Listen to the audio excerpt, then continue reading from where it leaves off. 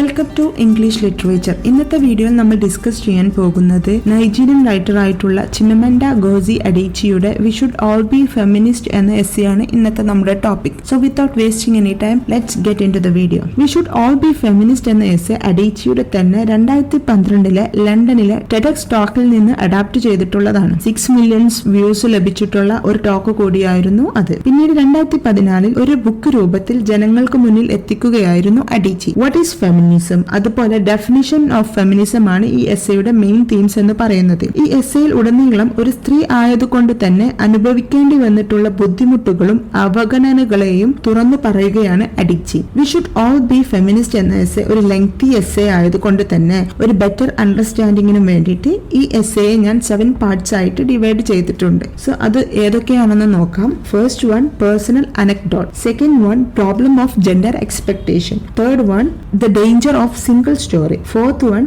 feminism defined, fifth one cultural critique, sixth call to action, and the seventh one the impact. So ഇതൊക്കെയാണ് 7 parts എന്ന് പറയുന്നത്. ഇനി നമുക്ക് ഇത് ഓരോന്നും ഡീറ്റെയിൽ ആയിട്ട് ഡിസ്കസ് ചെയ്യാം. ഫസ്റ്റ് വൺ പേഴ്സണൽ അനക്ഡോട്ട്, വ്യക്തിപരമായ കഥ അല്ലെങ്കിൽ അനുഭവം എന്നതാണ് പേഴ്സണൽ അനക്ഡോട്ട് എന്നതുകൊണ്ട് ഉദ്ദേശിക്കുന്നത്. നൈജീരിയയിലെ തന്റെ കുട്ടിക്കാലം ഓർത്തുകൊണ്ടാണ് അഡീച്ചി തന്റെ എസ്സേ ആരംഭിക്കുന്നത്. സ്വന്തം ജന്മനാട്ടിൽ വെച്ചിട്ട് തന്നെയാണ് അഡീച്ചി ആദ്യമായി ജെൻഡർ ഡിസ്ക്രിമിനേഷൻ അനുഭവിച്ചിട്ടുള്ളത്. പഠനത്തിൽ മിടുക്കി ആയിരുന്നിട്ട് പോലും അർഹതപ്പെട്ട ക്ലാസ് മോണിറ്റർ എന്ന സ്ഥാനം അഡീച്ചിക്ക് ലഭിച്ചില്ല. കാരണം ആ സ്ഥാനം എന്നും ക്ലാസ്സിലെ ആൺകുട്ടികൾക്ക് റിസർവ് ചെയ്തിട്ടുള്ളതായിരുന്നു. അതുകൊണ്ട് തന്നെ അവളുടെ കഴിവിന് ഒരു സ്ഥാനവും ലഭിച്ചിരുന്നില്ല. വൈ ജെൻഡർ ബയാസ് എന്ന ചോദ്യം അന്നു മുതലേ തന്റെ കൂടെ കൂടിയിട്ടുണ്ട് എന്നാണ് അഡീച്ചി കൂട്ടിച്ചേർക്കുന്നത്. ഇനി second one the problem of gender expectation. ആണിനെ കുറിച്ചും പെണ്ണിനെ കുറിച്ചുമുള്ള സോഷ്യൽ എക്സ്പെക്ടേഷൻസ് വളരെ ഡിഫറെന്റ് ആണ്. ഒരു സ്ത്രീ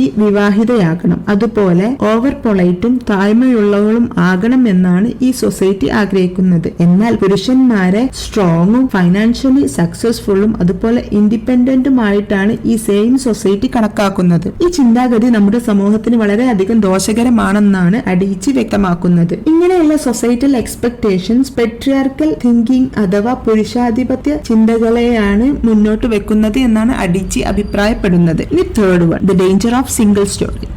ഏതൊരു കാര്യത്തിലും തീർച്ചയായും 2 വശങ്ങളുണ്ടാകും. ഒരു വശം മാത്രം കേട്ട് തീരുമാനം എടുക്കുന്നതിനെ പൂർണ്ണമായും വാൺ ചെയ്യുകയാണ് അഡീച്ചി. ഫെമിനിസം എന്ന മൂവ്മെന്റിനെ കുറിച്ച് സമൂഹം തെറ്റായിട്ടാണ് ചിത്രീകരിച്ചിട്ടുള്ളത്. പുരുഷന്മാരെ വെറുക്കുന്ന അൺഹാപ്പി വുമൺ ആണ് ഫെമിനിസ്റ്റുകൾ എന്നാണ് സമൂഹം തെറ്റിദ്ധരിച്ചിരിക്കുന്നത്. എന്നാൽ ഫെമിനിസം അങ്ങനെ ഒന്നുമല്ല. മറിച്ച് നിങ്ങൾ അതിനെ വ്യക്തമായി പഠിക്കുകയും ഫെമിനിസത്തിന്റെ കോംപ്ലിസിറ്റിയും ഡൈവേഴ്സിറ്റിയും മനസ്സിലാക്കണം എന്നാണ് അഡീച്ചി തന്റെ വായനക്കാരോട് അപേക്ഷിക്കുന്നത്. ഇനി ഫോർത്ത് വൺ ഫെമിനിസം ഡിഫൈൻഡ്. സോഷ്യലും എക്കണോമിക്കും അതുപോലെ പൊളിറ്റിക്കൽ പരമായുള്ള സ്ത്രീ പുരുഷ തുല്യതയാണ് ഫെമിനിസം എന്ന വാക്കുകൊണ്ട് വിശേഷിപ്പിക്കുന്നത്. ഇവിടെ 2 ജെൻഡറും തുല്യരാണ്. ഒരു ജെൻഡർ മറ്റൊരു ജെൻഡറിനേക്കാളും സ്പെഷ്യലോ സുപ്പീരിയറോ ഡോമിനന്റോ അല്ല. Everyone is equal. ഇനി fifth one cultural critic. Gender discrimination ഉറപ്പിക്കുന്ന സാംസ്കാരിക ആദർശങ്ങളെ വിമർശിക്കുകയാണ് അഡീച്ചി തന്റെ എസ്സേയിലൂടെ ചെയ്യുന്നത്. കൾച്ചർ അഥവാ സംസ്കാരം നിലനിൽക്കാത്തതും നമുക്ക് മാറ്റാൻ സാധിക്കുന്ന ഒന്നാണെന്നാണ് അഡീച്ചി അവകാശപ്പെടുന്നത്. നൈജീരിയയിലെയും ലോകത്തിലെയും ഉദാഹരണങ്ങളിലൂടെ കൾച്ചറൽ പ്രാക്ടീസ് കാരണമുണ്ടാകുന്ന ജെൻഡർ ഇനീക്വാലിറ്റിയെ ചൂണ്ടിക്കാട്ടുകയാണ് അഡീച്ചി. ഇക്വാലിറ്റിയെ പ്രോത്സാഹിപ്പിക്കുന്ന രീതിക്ക് നാം സംസ്കാരത്തെ റീഡിഫൈൻ ചെയ്യണമെന്നാണ്